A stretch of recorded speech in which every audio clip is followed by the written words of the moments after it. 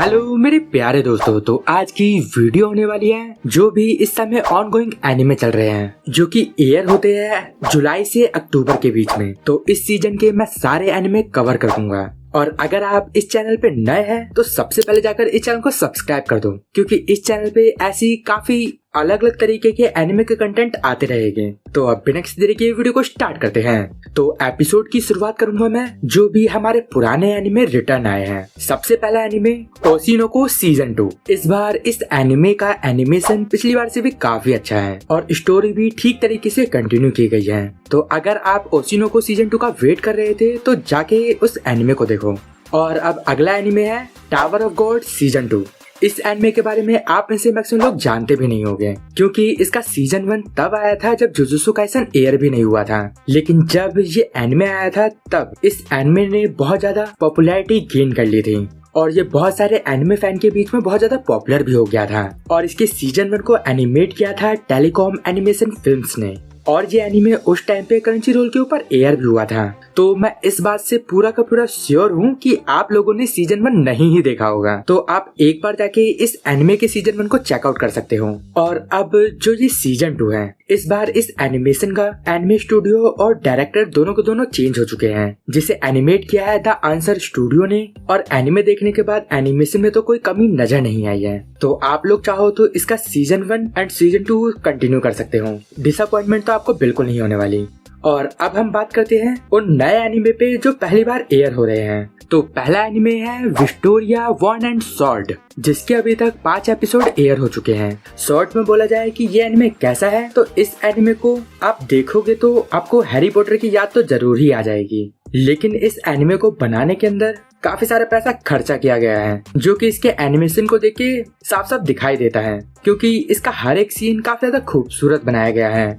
Animation देखा जाए तो ये टॉप नॉच एनिमे में आएगा। लेकिन बात करी जाए वहीं स्टोरी की, तो इसका जो मेन कैरेक्टर है जो कि मैजिक यूज ही नहीं कर सकता, लेकिन फिजिकल स्ट्रेंथ में वो अपने यूनिवर्स में सबसे टॉप पे है। और उसका एक सपना भी है। उसने अपनी बचपन की एक दोस्त को प्रॉमिस किया था कि वो सबसे ज्यादा स्ट्रॉन्गेस्ट बनेगा। तो उसकी जो दोस्त थी वो तो स्ट्रॉन्गेस्ट बन गई, लेकिन ये वैसा का वैसा ही रह गया। इसकी स्टोरी को देख के थोड़ी थोड़ी मार्शियल मैजिक एंड मसल की याद आ जाती है। तो आप देखना चाहो तो इस एनिमे को देख सकते हो। तो आज का अगला एनिमे है day with my step sister. लेकिन नाम सुन के जैसा आपको लग रहा है कि ये एनिमे वैसा होगा, लेकिन इस एनिमे के अंदर वैसा कुछ भी नहीं है। ये एनिमे एक बहुत ज्यादा स्वीट पियानो म्यूजिक के साथ चालू होता है, वो भी एक सीरियस नोट पे। और इस एनिमे का मेन कैरेक्टर यूटा, जो कि एक second year high school student है, वो अपने फादर के साथ रहता है। और एक बार उसके फादर डिसाइड करते हैं कि वो एक लेडी के साथ शादी करेंगे जिसकी एक सेम एज की बेटी भी है। वो सेम यूटा के स्कूल में ही पढ़ती है और ऐसे ही ये दोनों एक दूसरे के सिबलिंग बन जाते हैं। ये एनिमे एक नॉर्मल नोट पे ही चलता है। इसमें यही दिखाया जाता है कि ये दोनों एक दूसरे के साथ कैसी प्रॉब्लम फेस करते हैं और किस तरीके से एक दूसरे को एडजस्ट करते हैं। और एनिमे के बीच में थोड़े बहुत इची एलिमेंट्स भी आ सकते हैं, तो इस एनिमे को अपने रिस्क पे देखें। तो अब अगला एनिमे माय डियर फ्रेंड नोकोतान। इस एनिमे की मेन कैरेक्टर तोराको, जो कि स्कूल के अंदर काफी ज्यादा परफेक्ट एक्ट करती है और उसके ग्रेड और स्पोर्ट्स सारी चीज में वो काफी अच्छी है। लेकिन उसका पास्ट डिलिक्वेंसी से भरा हुआ है और फिर उसे मिलती है नोको सिकानोसो। और एक बार जरा देखो ये कैसे मिली इसे। बिजली के तारों के बीच में फंसी हुई है ये लड़की। देखा जाए तो ये एनिमे एक कॉमेडी एलिमेंट लेके आता है और इस एनिमे में काफी सारी खासियत भी है। ये दूसरों एनिमे की पैरोडी करता है और उनका मजाक भी उड़ाता है। और तो और इस एनिमे के जो कैरेक्टर है वो फोर्थ वॉल ब्रेक करके हमसे बात भी करते हैं। और बात करी जाए इसके एनिमेशन की, तो इस एनिमे को एनिमेट किया है वीट स्टूडियो ने, जिसका नाम आपने तो सुना ही होगा और आप समझ जाओ खुद ही कि इसका एनिमेशन कैसा होगा। और अब आज का अगला anime ossan newbie adventure train to death by the most popular party became invincible. ये लोग एनिमे का इतना लंबा चौड़ा नाम क्यों रखते हैं, ताकि कोई एक बार में इनका पूरा नाम पढ़ ही ना पाए। और किसे याद रहने वाला है इतना लंबा नाम। बाय द वे, इस चीज को साइड रख दिया जाए तो अब बात करते हैं इस एनिमे के ऊपर। एक और नया नवेला एनिमे जो कि बिल्कुल एक नए कंसेप्ट के साथ ही प्रेजेंट होता है, जिसे आज तक किसी ने देखा नहीं होगा। यहाँ का मेन कैरेक्टर एक मैजिकल वर्ल्ड में मैजिक ही यूज नहीं कर सकता और इस चीज को कवर करने के लिए वो वो अपने आप को इतना ज्यादा ट्रेन करता है कि उसकी फिजिकल स्ट्रेंथ बहुत ज्यादा बढ़ जाती है। तो इस टॉपिक पे तो हमने कभी कोई एनिमे देखा ही नहीं है। वैसे देखा जाए तो ये एनिमे देखने के लिए बुरा तो नहीं है, लेकिन उतना अच्छा भी नहीं है। इस एनिमे को कॉमेडिक अप्रोच में दिखाया जा रहा है और कुछ पैरोडी के साथ, तो एक बार आप इस एनिमे को देख सकते हो।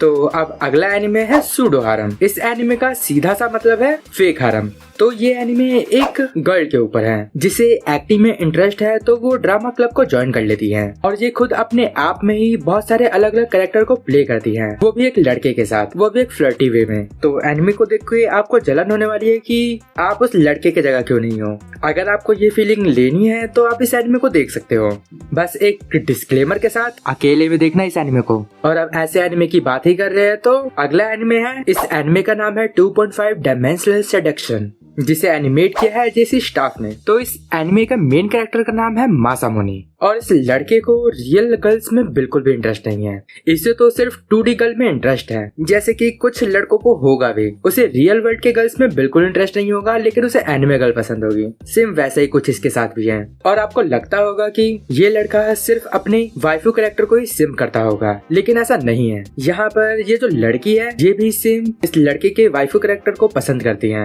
और ये उसे कॉस्प्ले भी करना चाहती हैं। और ये लड़की भी सेम उसी क्लब में है जिसमें हमारा मेन कैरेक्टर है, और ये लड़की इसके सामने इसकी ही वाइफू का कॉस्प्ले करती है। तो इस वजह से जो हमारा मेन प्रोटैगनिस्ट है उसकी वाइफू रियल वर्ल्ड में जाग चुकी है। तो आप इस मोमेंट पे क्या करते, ये मुझे आप कमेंट में बता देना। और इस एनिमे के अंदर ऐसे बहुत सारे मोमेंट होते हैं, अगर आपने इस एनिमे को अपने फैमिली के आगे चला दिया तो आपको कोई नहीं बचा सकता। तो अब हम अगले एनिमे की बात करते हैं जिसका नाम है Alya sometime hearts are feeling like Russian.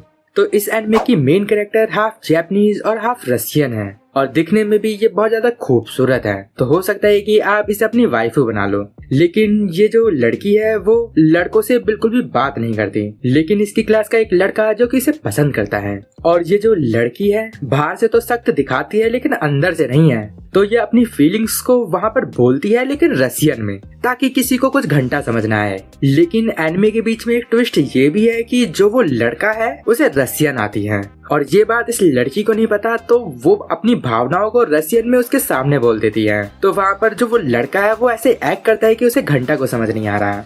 तो ये एनिमे एक अलग ही तरीके का कॉमेडी हमारे सामने प्रेजेंट करता है, जो कि देखने में सच में काफी अच्छा लगता है। तो एक बार आप इसे देख सकते हो।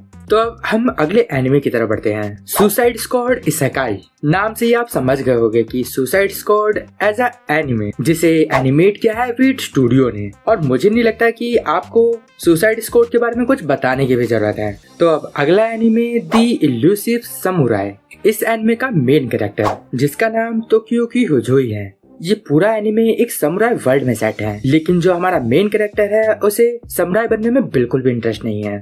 तो इस वजह से वो बचपन से ही छुपने और भागने में माहिर हो जाता है ताकि वो ट्रेनिंग से भाग सके। लेकिन उसकी हंसती खेलती जिंदगी में एक दिन जब उसके पूरे किंगडम के ऊपर हमला हो जाता है और सबके सब मारे जाते हैं और बचता है सिर्फ एक बंदा जो कि हमारा मेन कैरेक्टर है। और वो बचा किस वजह से, क्योंकि वो बचपन से ही छुपने छुपाने में माहिर हो जाता है। तो अब इसका काम बचा है कि इसे एक बहुत अच्छा समुराई बनना है और जिसने इसके किंगडम को तबाह किया है उसको खत्म करना है। इस एनिमे के अंदर बहुत ज्यादा वायलेंस भी दिखाया गया है और काफी सारे कलर्स को भी यूज किया गया है, जो कि दिखने में काफी खूबसूरत लगता है। तो आप चाहो तो इस एनिमे को एक बार देख सकते हो। तो आज की वीडियो में बस इतने ही एनिमे को मैं कवर कर रहा हूँ। अगर मुझसे कुछ एनिमे छूट गए होंगे तो मुझे कमेंट में बता देना, ताकि मैं इन फ्यूचर उन एनिमे के ऊपर भी वीडियो बना सकूं। और वीडियो आपको पसंद आई होगी तो फिर वीडियो को लाइक करके अपने दोस्तों में शेयर भी कर देना। तो आज के लिए बस इतना ही। तो अब मैं मिलता हूँ आपको नेक्स्ट वीडियो में एक नए टॉपिक के साथ। तब तक के लिए गुड बाय, sayonara।